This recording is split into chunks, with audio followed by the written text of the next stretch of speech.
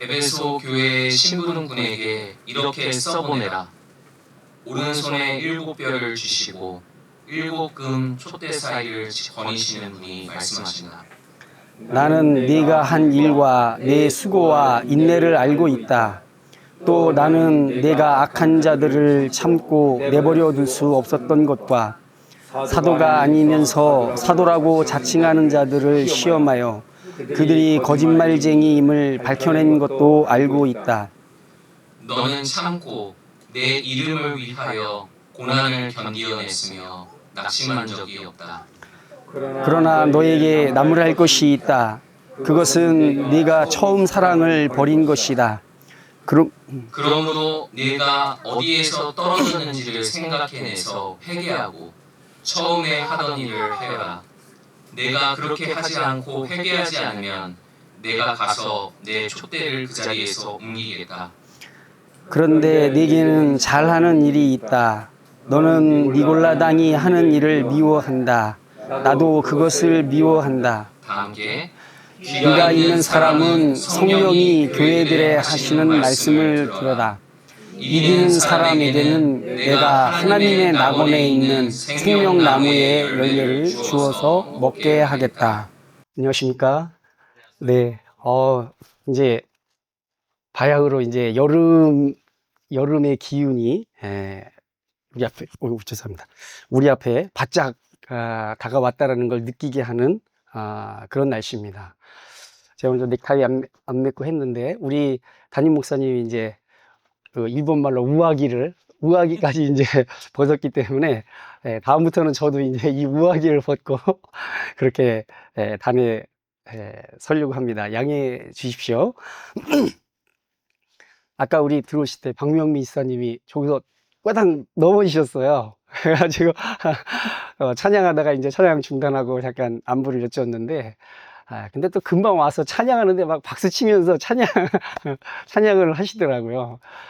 그거 보면서 하나님께서 예배를 통해서 이 순전한 마음을 주시고 근데 되게 이제 이렇게 말씀드리면 어떨지 모르겠지만 연세가 있으신데 막 넘어지고 그러면은 기분 확 잡치거든요.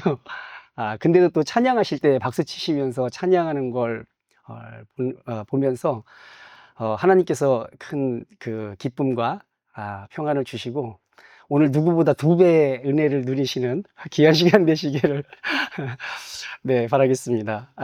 네, 항상 건강하시고 더운 이 무더위 날씨에도 지치지 않는 여러분 되시기를 바라겠습니다. 네, 오늘 우리 설교 말씀 제목이 교회들에 하시는 한 말씀입니다. 이게 성경 우리가 읽은 본문에서 따온 그 제목인데, 근데 한 글자는 다르죠.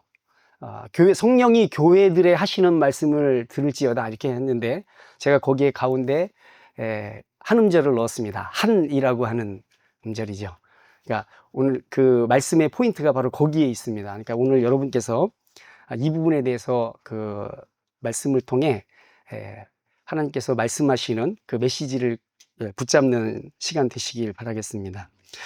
저는 지난 시간에 같은 본문으로 설교하면서 이 소아시아 지역으로 들어가는 관문과 같은 역할을 했던 에베소라고 하는 이 도시와 그리고 그 도시에 세운 교회에서 사역했던 하나님의 종들, 그 사도들에 대해서 잠깐 소개를 드렸었고요. 바울이 세웠고 디모데가 와서 사역했고 그리고 뒤에서 오늘 이 요한계시록을 기록했던 사도 요한이 이곳에서 사역을 했거든요. 이런 사도들의 이야기를 간략하게 소개해 드렸습니다. 그리고 설교의 이제 후반부에 에베소 교회뿐만 아니라 여기 요한계시록 2장과 3장에 걸쳐 전개되는 이 7교회 전체에 보내는 각각의 말씀 안에서 공통적으로 나타나는 하나의 메시지, 즉 삼위일체 하나님에 대한 이해를 간략하게 소개해 드렸습니다. 그러니까 요한계시록은 7교회를 향해 말씀하시는 예수님을 이제 예수님께서 이렇게 말씀하신다라고 얘기하거든요. 근데 이 예수님을 구약 성경에서 선지자들을 통해서 이스라엘 백성에게 말씀하시던 여호와 하나님과 동일한 분으로 표현하는 그런 어투가 여기에 사용되었습니다. 굉장히 의도적인 어투거든요. 각 교회에 보내는 이 메시지의 초반부에는 7별과 7금촛대 사이를 거니시는 분이 말씀하신다. 죽었다가 다시 살아나신 분이 말씀하신다. 이러면서 각 교회마다 이러이러한 분이 말씀하신다라고 이렇게 기록하고 있습니다. 이게 이제 요한계시록 1장 6절부터 나타나는 사도 요한이 뒤를 돌아봤을 때 봤던 그 인자와 같은 예수 그리스도의 모습을 하나씩 따서 각 교회에 보내는 편지의 머리글에 사용하고 있는 거거든요. 근데 이 표현은 구약 성경에서 선지자들이 이스라엘 백성을 향해서 하나님의 말씀을 대언할 때 우리 주 하나님이 말씀하신다. 코 아마르 아도나이, 주께서 말씀하신다. 혹은 코 아마르 야훼, 여호와 하나님이 말씀하신다라는 표현을 그대로 헬라어 용어로 따와서 여기 사용하고 있는 것입니다. 그러니까 초대교회의 공동체들에게 사도들이 편지를 하면서 그 교회의 성도들이 명심하기를 바랐던 한 가지가 분명히 반영되어 있는 것이죠. 예수 그리스도께서는 바로 구약의 이스라엘 백성을 인도하셨던 바로 그 하나님이시라는 사실을 이 어투를 통해서 분명하게 강조하고 있는 것입니다. 이게 의도적인 것입니다. 의도한 거예요. 이렇게 알게 하려고. 그 다음에 또 각 교회에 보내는 이 편지의 마지막 부분에는 독특하게 또 다른 표현을 쓰고 있죠. 성령이 교회들에게 하시는 말씀. 에베소, 서머나 이런 교회들에게 쭉 얘기함에도 불구하고 마지막에는 이것이 어떤 교회 한 교회만 보내는 이야기가 아니라 모든 교회들이 들어야 할 메시지라는 것을 강조하면서 이 강조를 누가 한다고요? 성령이 한다라는 것입니다. 앞에서는 예수 그리스도께서 말씀하신다라고 얘기해 놓고 뒤에서는 성령이 말씀하신다라고 얘기하고 있는 것이죠. 이건 역시 분명한 의도가 있는 기록인 것입니다. 하나님의 말씀은 삼위일체 하나님의 말씀인 것이죠. 아버지와 아들과 성령이 하시는 말씀이 한 분 하나님의 말씀인 것입니다. 요한계시록은 편지 초반부에 로마 제국의 지배하에 있었던 그런 지역 가운데에서 믿음의 투쟁을 이어가고 있던 교회들에게 먼저 분명히 하고 싶었던 게 있는 겁니다. 분명히 하고 싶었던 게 있는 거예요. 계시록은 편지 초반부터 이 온 세상의 궁극적 주인이신 우리 하나님은 당시에 로마 제국의 이 번영과 안녕을 보호한다고 믿었던 수많은 로마의 신들과는 완전히 다른 분이라는 사실을 강조하고 있는 것입니다. 그런 잡신들의 반열에 끼어 있는 어느 한 신이 아니다라는 것을 분명하게 강조하고 있는 것이죠. 우리 주 예수 그리스도께서는 자신들이 이 세상의 주인공이라고 하는 망상에 빠져서 내가 이 세상의 주인공이고 내가 이 세상의 주인이다라고 하는 망상에 빠져 있던 그런 로마의 황제들과는 완전히 다른 분이라는 사실을 또한 이 편지를 통해 강조하고 있는 것입니다. 왜냐하면 그 당시에 이 7 편지를 받고 있었던 그런 도시들이 로마의 다양한 신들과 더불어서 그 당시에 이 지배의 실효권을 쥐고 있었던 로마 황제를 함께 신으로 숭배하려는 성향에 빠져들고 있었거든요. 바로 이런 경향성에 대해서 예수님께서 교회들을 향해 너희들도 여기에 현혹되지 말라라는 분명한 메시지를 전하고 있는 것입니다. 나는 로마의 신들과 같은 신이 아니다. 라는 로마의 황제와 같은 그런 통치자가 아니다. 라는 것을 분명하게 강조하는 것이죠. 우리의 주 예수 그리스도께서는 자신들이 이 세상의 주인공이라고 하는 착각에 빠져 있는 그런 자들의 그런 현혹에 교회들이 같이 말려들지 않기를 분명히 바라셨던 것입니다. 교회가 섬기는 하나님은 삼위일체로서 영원한 신비 가운데에서 우주를 통치하시고 역사의 향방을 결정하시는 분이라는 사실을 이 초반에 분명하게 해두고 시작하는 것입니다. 우리가 이걸 통해서 삼위일체 하나님에 대한 이해를 다시 한번 환기시켜야 할 필요가 있습니다.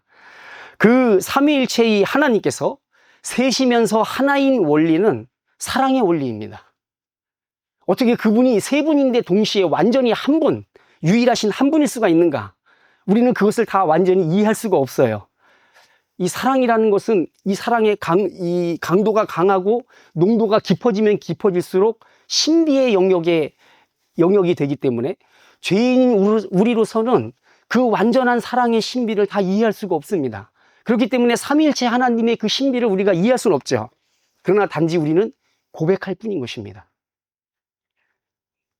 그러나 이제 우리 하나 분명히 알 수 있는 것은 그 셋이면서 하나이신 그분의 이 존재의 방식이 사랑의 원리라는 것 때문에 삼위일체의 하나님께서 창조하신 이 세상을 다스리는 법 역시 사랑이라는 사실을 우리가 아는 것입니다.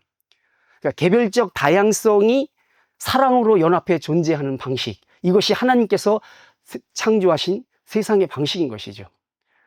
개인적으로 이 부분에 대해서는 이것이 물리의 법칙, 그리고 생물학의 법칙, 그리고 이 사회학의 법칙에서 하나님께서 통치하시는 방식이라고 생각합니다. 저와 여러분, 우리 모든 인간 안에는 이런 연합과 사랑을 파괴하려고 하는 본능이 있어요. 타자를 향한 증오심과 타자를 파괴하고자 하는 욕망뿐만 아니라 심지어는 자기 자신을 파괴하고자 하는 욕망도 있습니다. 자살하는 존재가 물론 다른 동물 개체에서도 발견되긴 하지만 아주 인간에게 나타나는 아주 종특이거든요. 자기까지도 파괴하려고 하는. 그러나 동시에 우리에게는 다른 본능도 있습니다. 그것이 무엇입니까? 하나님께서 이 세상을 창조하실 때 이 창조의 세계 안에 깊이 들이우신 그 사랑의 법, 누군가와 연합하려 하고 누군가와 함께 창조하려고 하고 하나가 되게 하고 그 안에서 기쁨을 느끼고 그 안에서 희망을 발견하고 하는 그러한 이 사랑의 법에 대한 본능이 또한 우리에게 있는 것입니다. 죄로 망가져 있지만 여전히 이 세상이 굳건하게 유지되고 있고 그런 대로 흘러가고 있는 것은 타락하고 오염된 이 악의 기운이 세상에 편만하다 할지라도 그 밑바닥에 끝까지 연대를 포기하지 않고 하나가 되려고 하는 이 사랑의 법이 이 세상을 지탱하고 있는 것입니다. 이 생물계에도 그렇고 물리계에도 그렇고 우리 사회 안에서도 이 사랑의 법이, 포기하지 않는 이 하나님의 삼위일체의 사랑의 법이 이 세상을 여전히 붙들고 있다. 제 개인적인 생각이니까 이거는 성경 말씀이 아니니까 네, 그런 것입니다. 이것이 제가 이해하고 있는 이 삼위일체의 하나님의 창조 세계인 것이죠. 우리가 하나님의 말씀으로 받는 이 성경 전체가 말하는 바를 단 세 단어로 압축하면 이겁니다. 여기는 우리는 한글은 둘로 되어 있지만 이 헬라어 원어는 세 개로 되어 있습니다. 네. 이걸 성경 전체를 압축한 이 두 단어가 이거라고 저는 생각합니다. 하나님께서 사람으로 이 세상에 직접 오셔서 당신이 어떤 분인지, 당신이 어떤 방식으로 존재하는지를 직접 드러내 보이신 것, 그것이 예수님이십니다. 그분은 먼저 다가오시고 사랑은 먼저 다가가는 거예요. 죄로 얼룩져 썩어가고 있는 우리를 끌어안으셨습니다. 사랑은 끌어안는 것입니다. 예수님께서 사랑이 무엇인지를 우리에게 보이신 것이죠. 하나님이 어떤 분인지를 우리에게 보이신 것이죠. 그리고 그런 우리에게 생명을 주시기 위해 당신의 생명을 던지신 것입니다. 사랑은 여기 있으니 우리가 하나님을 사랑한 것이 아니요 하나님이 우리를 사랑하사 우리 죄를 속하기 위하여 화목제물로 그 아들을 보내셨습니다. 하나님께서, 사랑이신 하나님께서 이 세상에 하나님이 어떤 분인지를 보인 방법이 바로 예수 그리스도라는 것이죠. 예수님께서 보이신 바로 그 사랑의 모습이 우리의 삼위일체의 하나님께서 존재하시는 모습인 것입니다. 또한 예수님께서 보이신 그 모습이 우리의 삼위일체의 하나님께서 이 세상을 돌보시는 방법인 것입니다. 이 세상을 그렇게 돌보고 계시는 것이죠. 악으로 망가져 있다 할지라도 하나님이 계속 자기를 내어주시는 방식으로, 그리고 자기를 내어주는 그런 사람들을 통해서, 자기를 내어주는 그 동물들을 통해서, 식물들을 통해서, 그 법들을 통해서 이 세상을 아직도 하나님이 다스리고 계시는 것입니다. 그러니 하나님이 어떤 분인지 드러내신 예수 그리스도 없이는 우리가 하나님을 알 수도 없고, 하나님을 사랑하고 세상을 사랑하도록 하는 그 생명을 주신 예수 그리스도 없이 우리가 하나님의 뜻대로 살 수도 없는 것입니다. 그분 때문에 우리가 하나님을 알고 그분 때문에 우리가 하나님의 뜻대로 살게 되는 것이죠. 우리가 예수님에 의해 구원을 받아 하나님을 알고 하나님의 뜻대로 살게 되었다는 말의 뜻이 무엇이겠습니까? 그건 하나님처럼 사랑하는 존재가 되라고 부름을 받았다는 뜻인 것입니다. 삼위일체의 하나님처럼 그렇게 사랑하는 존재로 살라고 부름을 받았다는 것이죠. 그래서 사도 요한은 분명하게 말하고 있는 것입니다. 사랑하지 아니하는 자는 하나님을 알지 못한다. 그것은 이는 하나님은 사랑이시기 때문인 것입니다. 사랑하지 못하는 사람은 하나님을 알지 못해요. 왜냐하면 사랑하지 않음으로써 그가 이미 하나님을 알지 못하는 사람이라는 것을 증명하는 것이기 때문에 그런 것입니다. 예수님께서 우리를 구속하셔서 우리에게 주신 생명이 하는 일이 그것입니다. 바로 사랑하는 것입니다. 그런데 이 한 줄의 말씀은, 제가 이 말씀을 가만히, 요한일서는 너무 이 어려운 성경이더라고요. 제가 전에도 설교를 해보려고 하다가 이제 개인적 입장에서 이건 망한 설교다라고 생각한 여러 차례 있는데, 그 중에 하나가 이 요한일서, 요한 1, 2, 3서 설교가 가장 어려웠더라고요. 그런데 이 한 줄의 말씀, 이걸 묵상하다 보니까 이 한 줄의 말씀은 교회가 당신을 알기를 바라는 마음을 담은 하나님의 자기 선포이면서, 이 말씀이 말이죠. 그리고 동시에 광포하고 비정한 약육강식의 법칙을 따르는 이 온 세상을 향한 심판의 선언이라는 생각을 문득 하게 된 것입니다. 심판 선언이다. 이러한 하나님의 존재 방식, 이러한 하나님의 통치의 방식을 따르지 않는 세상의 방식은 하나님 앞에서 존재할 수 없다라고 하는 이 준엄한 심판의 선언이 바로 이 문장 안에 담겨 있는 것입니다. 사랑하지 아니하는 자는 하나님을 알지 못한다라고 하는 말이죠. 이것이 로마의 방식인 것입니다. 하나님을 알지 못하는 것, 이것이 바로 로마인 것입니다. 그래서 그거에 대한 심판 선언이 이 문장 안에 있다라고 생각하게 된 것이죠. 따라서 거의 신성화, 신격화되어 있던 로마 제국, 그리고 그 로마의 영광을 추종하는 모든 사람들은 하나님 앞에서 계속 살아도 되는 그런 어떤 당위성과 명분도 잃게 되는 것입니다. 왜냐하면 하나님은 사랑이시기 때문에 그런 것입니다. 그러니까 우리가 이 국가의 신격화나 신성화에 대해서도 주의를 기울여야 합니다. 국가가 뭔데요? 메이크 아메리카, 뭐죠? 그레이트 어게인인가요? 마가가 그런 뜻이잖아요. 아메리카를 다시 위대하게. 그 문장을 보면서 저는 생각을 했습니다. 아메리카가 언제 위대했지? 그들이 추구했던 그 위대한 아메리카가 대체 뭔가 대체 어떤 때를 말하는 건가? 궁금한 거죠.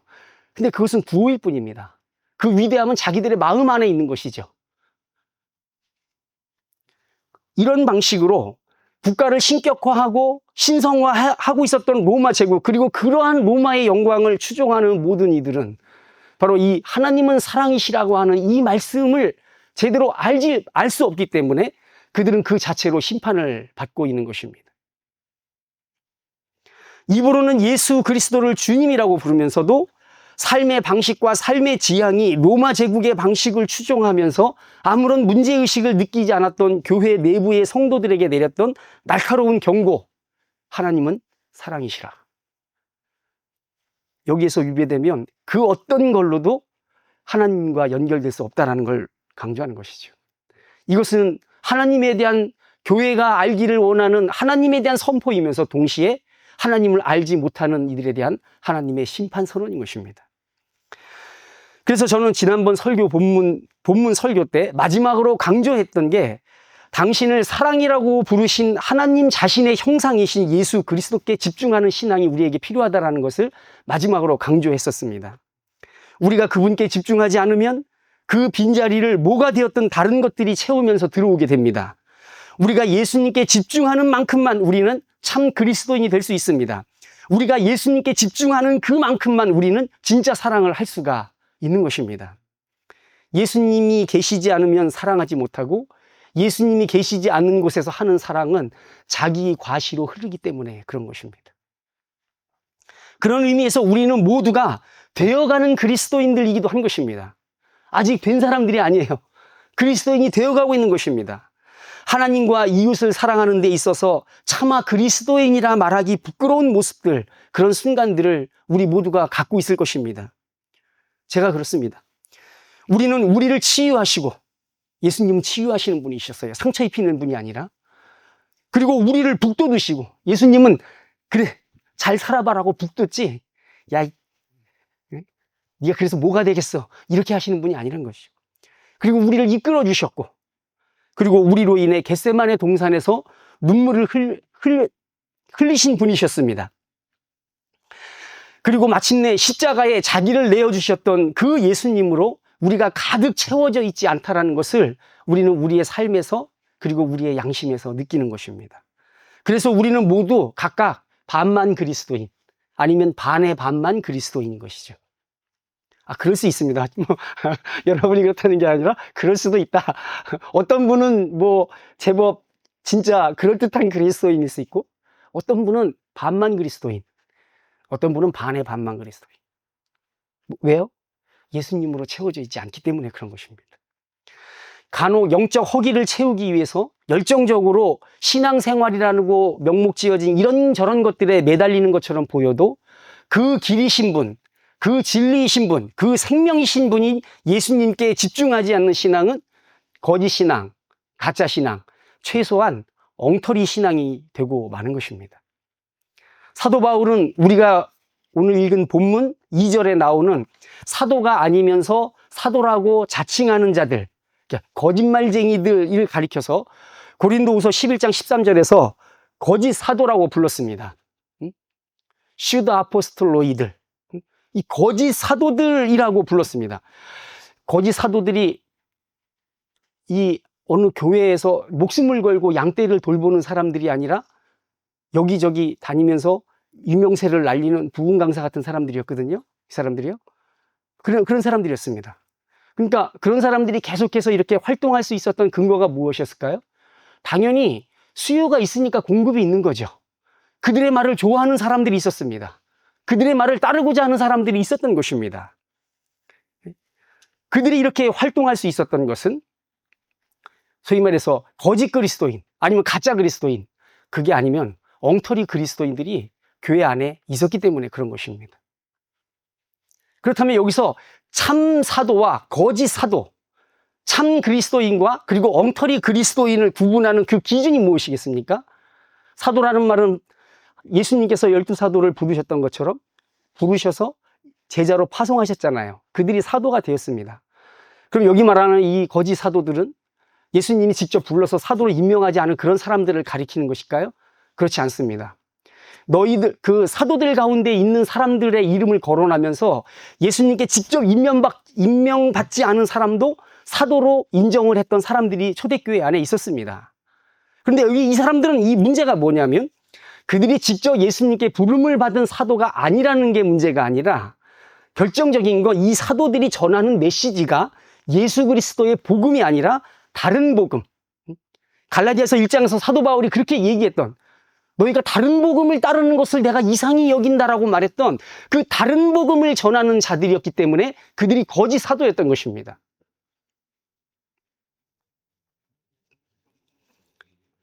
그들이 전하는 메시지가 가리키는 것, 그리고 그들이 도달하고자 하는 목적이 예수님이 아닌 겁니다. 대신 예수님을 자기들이 말하고자 하는 바를 정당화시키는 과정 내지 수단으로 사용하는 것이 거짓 사도의 특징이고 거짓 복음의 특징이고, 그것들을 따라가는 것이 엉터리 그리스도인, 어리석은 그리스도인들의 특징인 것입니다. 하지만 예수님은 우리 신앙의 유일한 목적이 되십니다. 그분이 직접 친히 말씀하셨습니다. 내가 그 길이고 그 진리이고 그 생명이다. 마하트마 간디가 여기서 예수님이 내가 그 길을 안다, 내가 그 진리를 안다, 내가 그 생명을 안다라고 말하지 않고 내가 곧 그 길이다라고 한 그 말이 자기 마음에 굉장히 크게 다가온다라고 했었는데, 그 생각을 하면서 가만히 보니까 정말 그렇습니다. 예수님은 길을 아는 분, 진리를 아는 분, 생명을 아는 분이 아니라 그분이 길이고 그분이 진리이고 그분이 생명인 것입니다. 그분의 십자가와 부활을 통해서 이것을 정확하게 이해하게 된 진짜 사도들, 바로 그 사도들이 예수 그리스도께서 모든 그리스도인들이 걸어야 할 그 길 자체이고 모든 그리스도인들이 도달해야 할 목적이라는 것을 강조해서 성도들을 일깨웠습니다. 에베소서 4장 13절입니다. 그리하여 우리 모두가 하나님의 아들을 믿는 일과 아는 일에 하나가 되고 온전한 사람이 되어서 그리스도의 충만하심의 경지에까지 다다르게 됩니다. 제가 여기서 밑줄을 그려고 그랬는데 여기 밑줄 그고 싶은 게 바로 온전한 사람이라는 것에 밑줄을 긋고 싶었습니다. 그리스도를 아는 것과 믿는 것, 여기에서 떨어지면 그는 온전한 사람이 될 수가 없는 것입니다. 최소한 성경이, 그리고 우리 기독교가 바라보는 의미에서의 온전한 사람, 거기에 도달하지 못하는 것입니다. 예수 그리스도께 분명하게 겨냥을 하고 분명하게 방향을 맞추고 나아갈 때에 비로소 온전한 사람이 될 수가 있는 것입니다. 그래서 개역개정 성경에는 그리스도의 장성한 분량이라고 표현을 썼는데, 여기서는 그리스도의 충만하심의 경지에까지 다다르게 됩니다. 이게 뭔 말이에요? 예수님께서 내 안에 꽉 찬 거예요. 훅 찌르면 예수님이 누가 옛날에 표현했던 것처럼 훅 건드리면 예수님이 나오는 거죠. 그분의 인격이 흘러나오는 것입니다. 그분의 말이 흘러나오는 것입니다. 그리고 그분의 행동, 어루만지고 북돋아 주시고 이끌어 주시고 기도해 주시고 그리고 자기의 생명을 내어 주셨던 그 예수님의 행동이 나오는 것입니다. 이것이 우리 그리스도인들이 따라가고 지향하고 추구해야 할 목적인 것입니다. 이것이 기독교에서 말하는 진정한 신앙의 정로, 정향, 올바른 길, 올바른 방향인 것입니다. 그래서 에베소서 4장 14절에서 사도 바울이 이렇게 얘기합니다. 우리는 이 이상 더 어린아이로 있어서는 안 됩니다. 어린아이로 있으면 안 된대요. 이게 무슨 말이에요? 예수님 아는 데는 게으른 사람들, 예수님 아는 데는 굉장히 미숙한 사람들로 있어서는 안 된다는 뜻이죠. 그들을 가리켜서 어린아이라고 불렀습니다. 우리는 인간의 속임수나 간교한 술수에 빠져서 온갖 교훈의 풍조에 흔들리거나 이리저리 밀려다니지 말아야 합니다. 이렇게 말했던 것입니다. 그런데 요한계시록에서는 바로 이러한 예수님을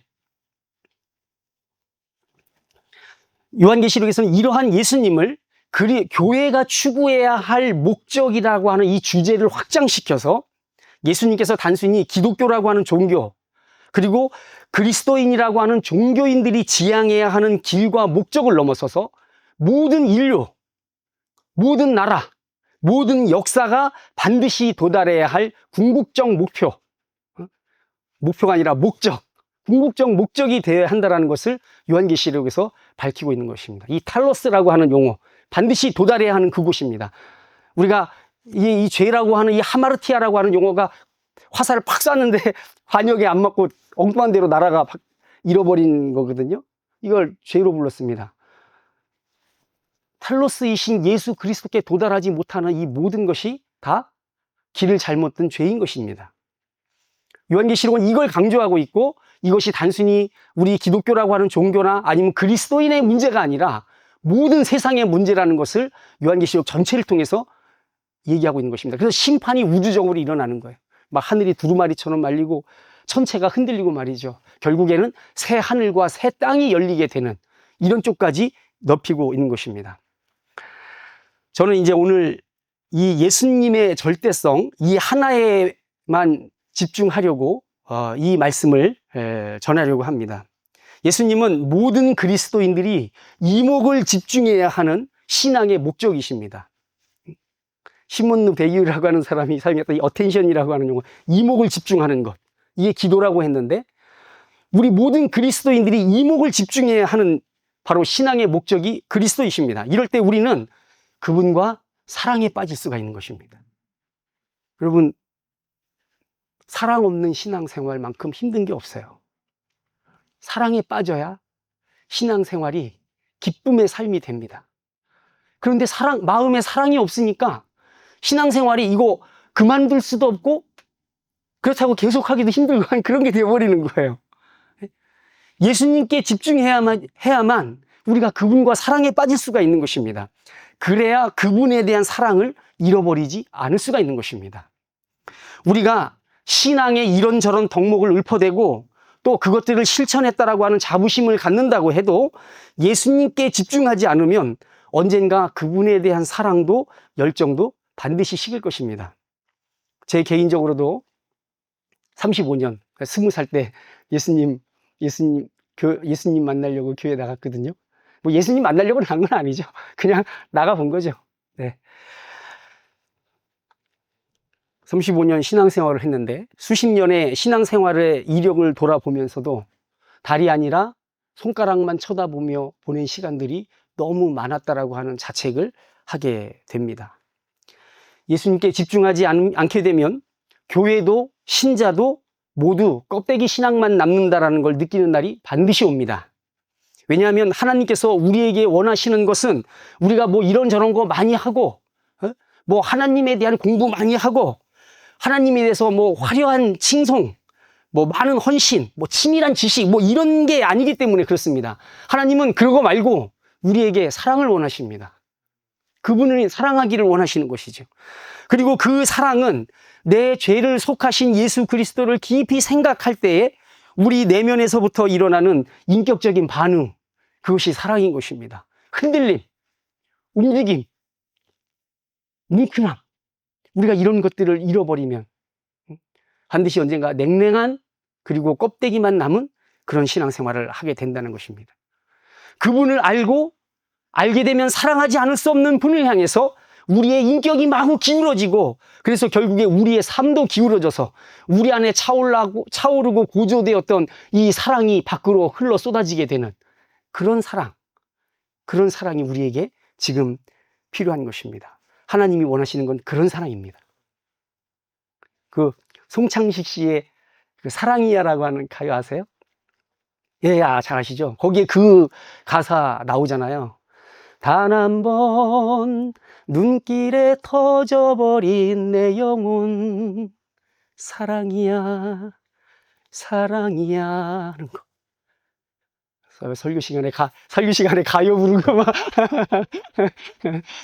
뭐 예수님도 막 속담 인용하고 사도들도 막 하고 했어요. 네, 그런 사랑, 우리가 그런 사랑을 잃어버린 건 아닌가 하는 것이죠. 근데 왜 잃어버리게 됩니까? 우리가 신앙생활 열심히 그래도 꾸준하게 한다 하면서도 우리가 너무나 쉽게 예수님을 바라보는 그런 신앙을 놓치기 때문에 그런 일이 벌어지는 것입니다. 구주를 생각만 해도 내 마음이 좋거든 이라고 하는 찬양처럼 예수님을 가만히 생각하고 그분을 집중하면 우리 안에 사랑이 차오르게 되는 것입니다. 그러면 무기력하게 갯벌에 얹혀있던 배가 물이 차오르면서 스르르 떠올라서 비로소 바다를 향해 나아가 고기를 잡을 수 있는 것처럼 우리의 삶이 그렇게 떠오르게 되는 것이죠. 이것이 신앙의 도에 대해서 명확한 이해의 기초하에 있었고, 거짓과 잘못을 분별하는 능력을 갖고 있었고, 그리고 장기적으로 교회에 해를 끼치게 될 만한 악한 자들을 밀어낸 에베소 교회였음에도 불구하고 예수님께서 강하게 책망을 했던, 내가 촛대를 옮겨버리겠다라고 말했던 건 이거는 정말 심각한 거거든요. 에베소 교회가 그렇게 좋은 장점을 갖고 있었음에도 이렇게 강력한 질책을 받았던 이유였던 것입니다. 저와 여러분, 우리 모두는 갈망을 일으키는 인생의 길 위에 서 있는 사람들입니다. 하나님께서 그렇게 만드셨어요. 갈망하는 존재로 만드셨단 말입니다. 그 갈망 때문에 길을 걷는 와중에 우리는 이런 길 저런 길을 택했고, 그리고 그리로 나아가기도 합니다. 하지만 결국 그곳에는 아무것도 없습니다. 그 길 끝에는 아무것도 없습니다. 오직 예수님만이 참이시기 때문에, 참, 에메트, 신약에서 알레데이아라고 부르는 이 진리이시기 때문에, 진짜이기 때문에 예수님께로 나아갈 때 우리는 없는 것이 아니라 있는 것에 도달하게 되는 것입니다. 그분만이 바로 거기에서 영원히 우리를 기다리고 우리를 맞으시는 분입니다. 우리가 다른 거 따라가 봐야 다 무지개 뿌리 찾으러 뛰어다니는 거나 하나 다름없다라는 얘기죠. 따라서 그분께로 갈 때에 우리의 인생길 걸음이 헛되지 않은 것입니다. 비록 바른 신앙생활에 깊은 관심을 갖고 있는 지금 이때에도 저와 여러분의 인생이, 저와 여러분의 믿음이 어디를 향해 가고 있는지 가만히 돌아봐야 하는 이유인 것입니다. 나는 신앙생활 잘 하고 있는데 말할 수 없는 공허와 종막이 나를 둘러쌀 때 나는 신앙생활 하고 있는데 말이죠. 그때 우리는 이 근거 없는 신앙생활 하는 사람들이 아닙니다. 어느 때든지 우리의 시선을 돌려 바라보고 우리의 이 뱃머리를 조정해야 하는 그 대상이 있는 것입니다. 예수님은 인생의 길에서 방황하는 이들이 찾아야 할 그 길입니다. 모든 인생이 뿐만 아니라 예수님은 신앙의 길에서 방황하는 이들이 찾아야 하는 그 길이기도 한 것입니다. 인생길에서 찾아야 하는 길일 뿐만 아니라 신앙생활에서도 찾아야 하는 그 길인 것입니다. 하나님을 알지도 못하는 이들이 인생의 길에서 힘겹게 방황하는 것처럼 신앙의 길 안에서도 예수님을 잃고 방황하는 일이 있을 수 있다라는 것입니다. 내가 방황하는 신앙생활을 하고 있다라는 걸, 그래서 얼마 지나지 않아 내 신앙이 결국 사고를 당한 것처럼 비틀거리고 탈진하게 될 거라는 걸 어떻게 알 수 있을까요? 내가 지금 뭐 하나님과 교회를 위해서 뭘 하고 있느냐 이런 걸로 나의 신앙을 근본적으로 체크할 수 없다라는 사실을 기억해야 하는 것입니다. 그런 게 아니라 먼저 가만히 눈을 감고 예수 그리스도 그분, 내가 그분을 어떻게 알고 있는지를 가만히 생각해 보는 것입니다. 그리고 그분을 향한 애정이 내 안에서 솟아오르는지를 가만히 더듬어 헤아려 보는 것입니다. 그때 언제든 나의 처지와 상관없이 막 내 지금 처지가 개판일 수 있거든요. 그런데 우리가 시선만 돌려서 그분을 바라보기만 하면 지금의 내 처지와는 아무 상관없이 나를 외면치 않고 빛나게 웃으면서 이 모습 이대로 받으시는 그분께로 우리의 마음을 고정시킬 수 있게 됩니다. 그러면 성령께서 우리의 생각을 확신으로, 그리고 우리의 삶을 기쁨으로 반드시 인도하실 것입니다.